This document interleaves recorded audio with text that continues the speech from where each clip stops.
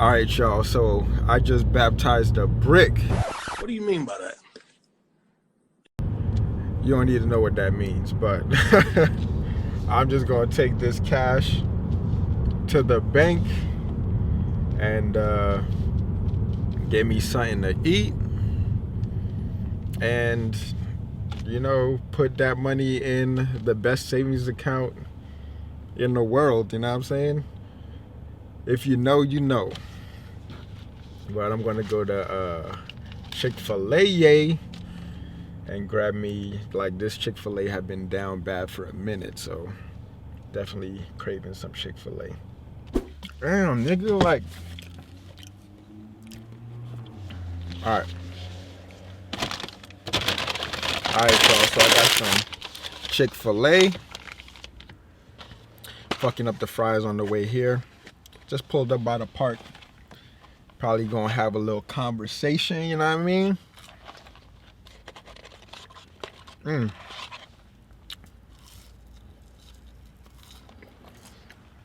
So, whenever I got Chick-fil-A, damn, where the straw at though? Oh, alright. Whenever I get Chick-fil-A, I always get the Polynesian sauce. So good, yo. Damn. Shout out to my homie DBs for putting me onto the Polynesian sauce. Like, it hits different with the Polynesian sauce. Anyway, yeah, just gonna like chop it up while we eat this Chick-fil-A, sort of like a mukbang. I see a lot of people on YouTube doing the mukbang, or however you pronounce that shit. Just gonna talk to, you know what I mean, get things off my mind, cause holding them in it's like detrimental to the team, you know what I'm saying? Shout out to Gilbert Arenas. Oh man, that shit so good.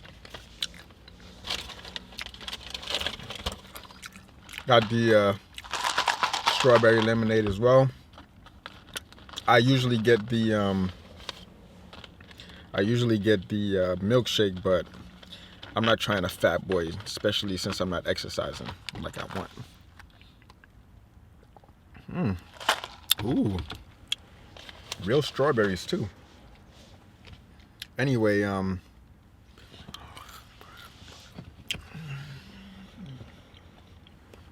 it's hard out here, man. A lot of people just like, yo, how come we ain't squeezed yet?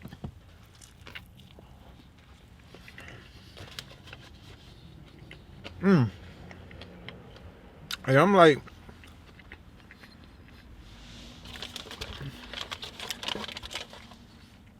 if I was the shorts, I wouldn't fold in the towel either. Like, shit, that's their life. Like, game over once they fold. You know what I mean? It's game over for the hedgies if they fold so early. So, like, a lot of niggas don't even be paying their debts. like real talk, there's niggas out there that owe me money talking about where the squeeze at. Like, nigga, how about you pay me money so I could buy some more shares? Talking about where the squeeze at. It's crazy out here, man. You know that running joke where you somebody owes you money and they be buying the most they be buying everything up except for paying their debts. So it's just like niggas that owe you money in the hood. They'll do everything else but pay you. You know what I mean? That's what the hedgies are doing. It's human nature. I can't explain it. I always try to pay my debts. I always try to pay my debts, but not everybody built like me. Not everybody built like a real nigga. You know what I'm saying? Yeah. I'm dropping chicken in between my seats. But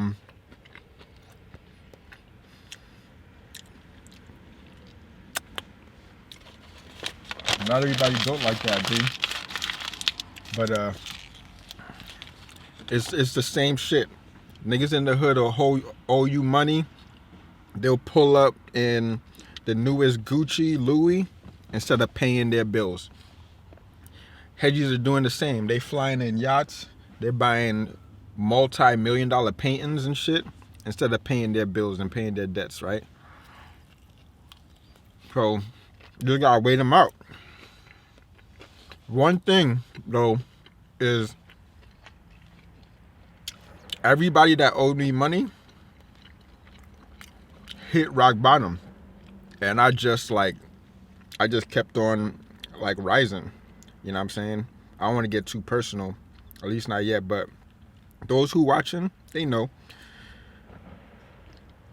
It's like yeah,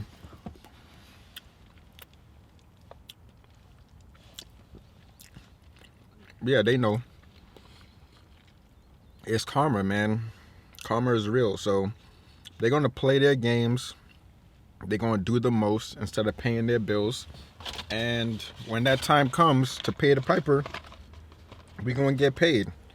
And we're gonna live a glorious life. But one thing's for sure. Do good with your money, man.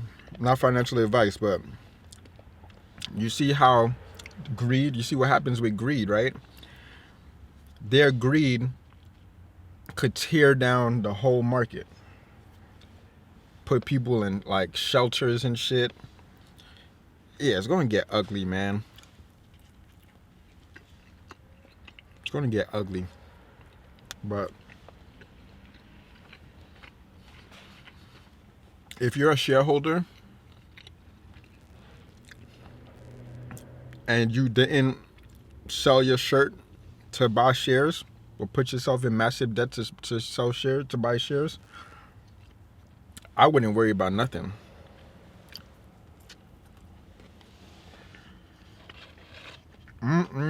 Chick-fil-A. You be bussin'. Right now I'm happy. I'm in the position to do good things for myself and my family.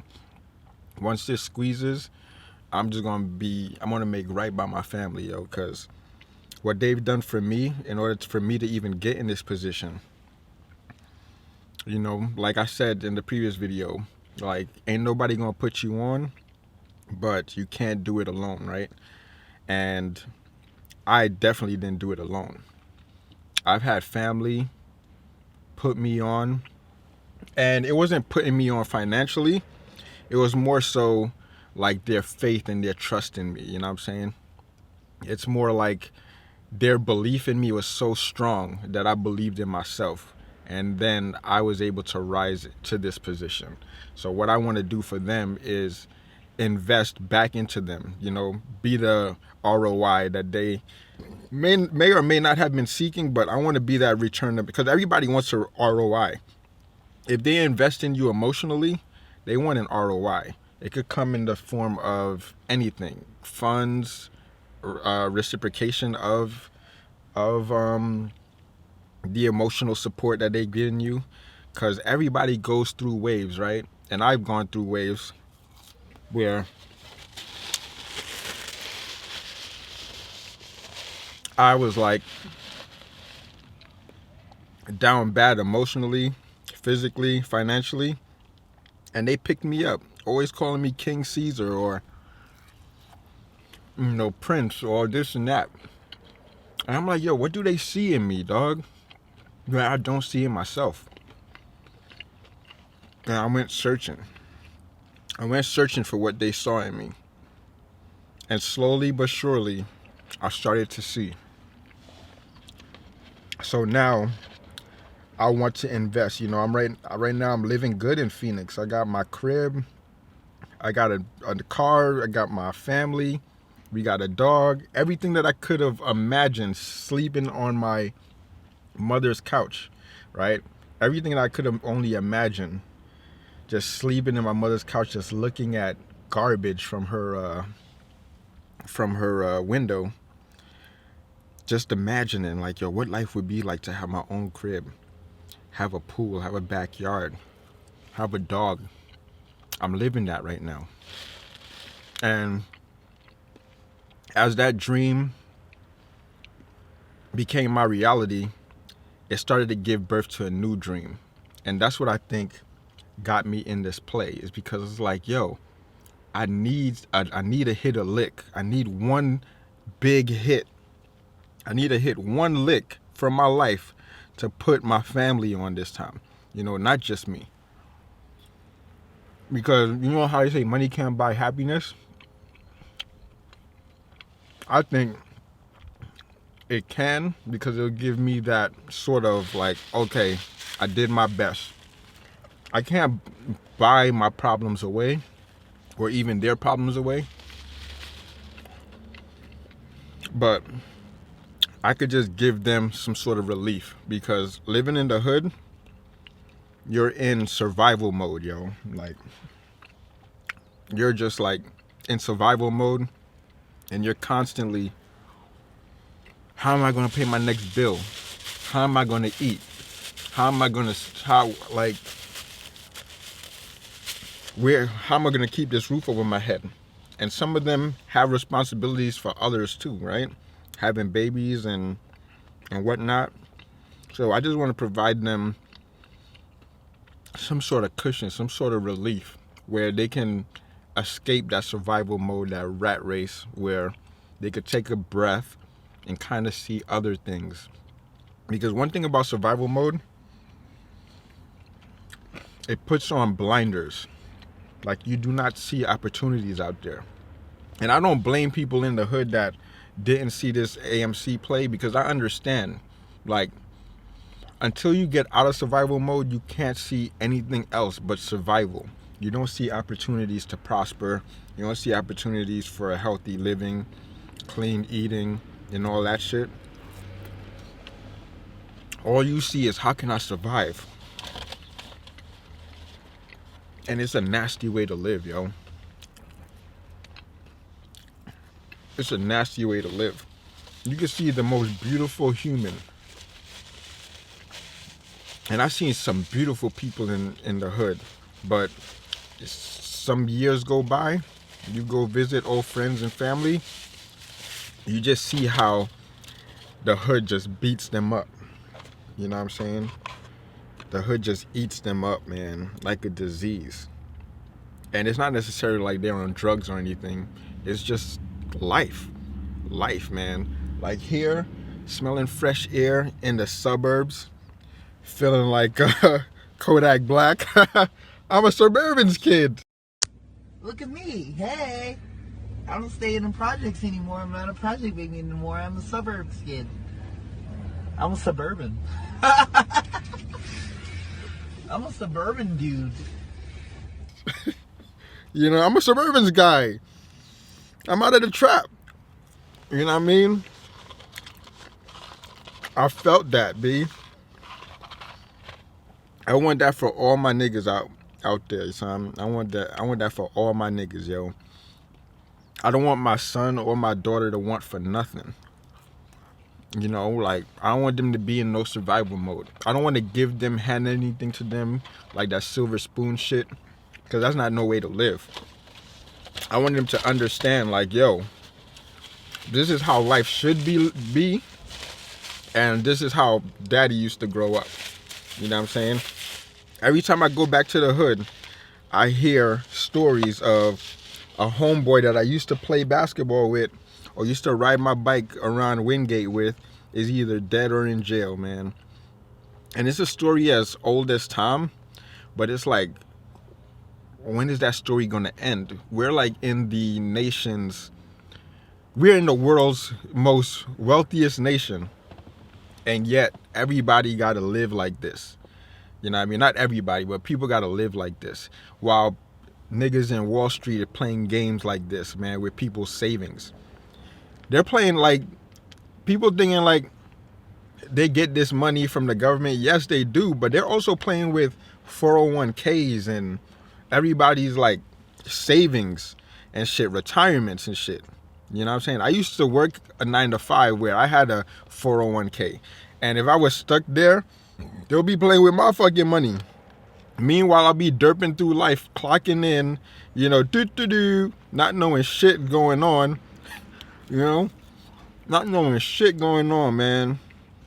And then you turn on the news, CNN, after a long day of getting shitted on by your boss, shitted on by customers, shitted on by patients.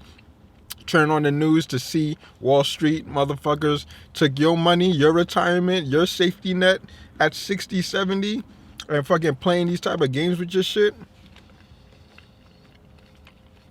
Fucking wild, man. Fucking wild, yo. And then, not only that, they played with your shit and lost all your shit, they gonna get bailed out from the government again from the taxes that you fucking pay?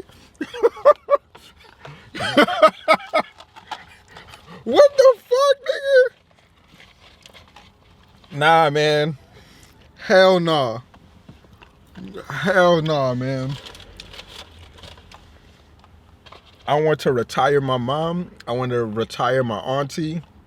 My dad's already retired, but I want to get him like a fishing boat, you know what I'm saying? And go fishing with my dad. Everybody talking about going fishing with their fathers and whatnot. I went fishing in Prospect Park with my dad. I want to do that shit as an adult and ask him about, you know, like tell me about stories about myself, you know? Like tell me where I came from, where my family came from and all that shit. Like on a nice lake or some shit. You know what I mean? I want to do them fucking shits, man, and document that so that my kids could see grandpa, grandma living great. I don't want, like, I be having survivor's remorse because I'm living so good, but I want to provide that for them, yo. And just because I'm like out here living my best life don't mean that I don't have that burden that I'm living with. I want to live my best life and have them along with me, you know, because it ain't worth shit if I can't share with others, yo.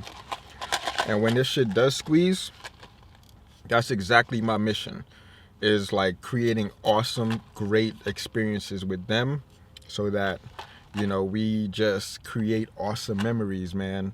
And that's a healthy family. Creating memories that last a lifetime, that you can pass down generation after generation. You know, all that bullshit, people just fucking having fun, buying $100 million Picasso paintings and shit.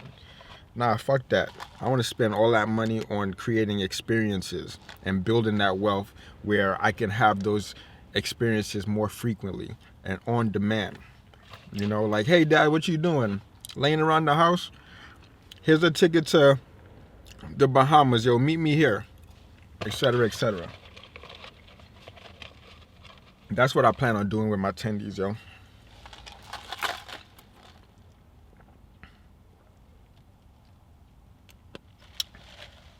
Yo, this was therapeutic. I'm just getting all these thoughts out here. I should rant a little bit more, man. I don't give a fuck who sees this or who don't. This is for me. This is my therapy, yo. Anyway, that's my rant. Rant over. I'll holler back on the next one. Peace.